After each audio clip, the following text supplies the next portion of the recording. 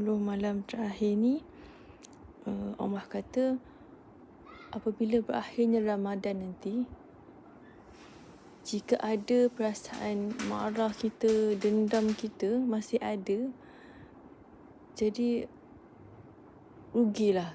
Sebab di masa bulan Ramadan ni lah kita nak mengharapkan pengampunan Allah.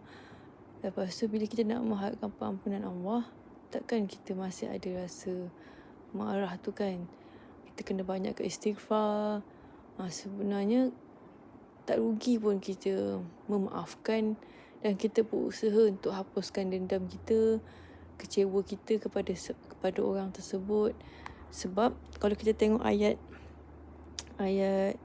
ni, surah apa ni, Al-Hijr, Allah cakap, dan kami lenyapkan segala rasa dendam yang berada dalam hati mereka sehingga mereka hidup bersaudara. Bayangkan orang yang kita tak suka dekat dunia ni, dekat syurga nanti memang hilang rasa sakit tu semua. Jadi bila kita rasa sakit hati, dendam, rasa marah dengan orang tersebut sebab dia buat benda yang tak baik atau melukakan hati kita, kita macam fikir ni kat dunia je, dunia ni sekejap je. Sebab dekat akhirat nanti balasan orang yang sabar tu sangat tinggi kan, dekat syurga kan. Dan dekat sana nanti memang tak ada, kalau ahli syurga memang dah tak ada rasa dendam, sakit hati, semua dah hilang dah.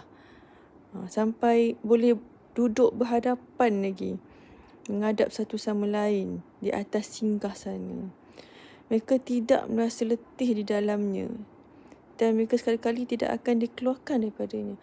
Kat dunia ni memang kita akan rasa penat lelah, macam kita akan rasa macam penatnya nak didik anak kan, penatnya nak jalankan tanggungjawab kita sebagai isteri, sebagai ibu, sebagai pekerja kan. Memang dunia ni memang memenatkan. Jadi itulah hakikat dunia kan. Kalau hakikat dunia ni bersenang lenang, dah namanya syurga. Jadi hakikat dunia ni memang untuk berpenat lelah, untuk kumpul.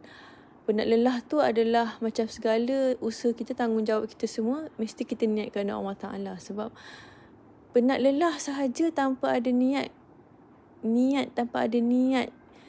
lillahi ta'ala tu adalah sia-sia kan. Kita tak nak hidup di dunia ini sia-sia. Kita nak bawa apa sahaja yang kita lakukan dekat dunia ini, kita nak jadikan dia sebagai amal ibadat kita untuk beratkan timbangan mizan kita nanti kan.